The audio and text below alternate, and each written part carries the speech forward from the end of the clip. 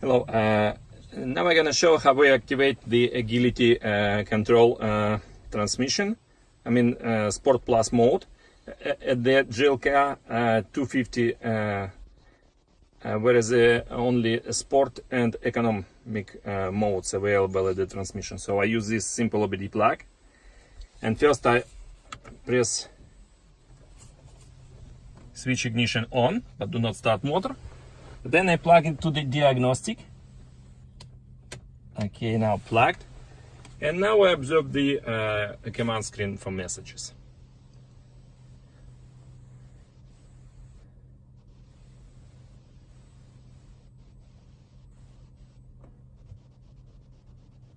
Let's see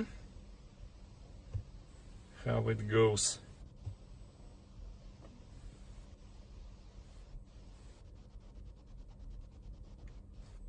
Okay.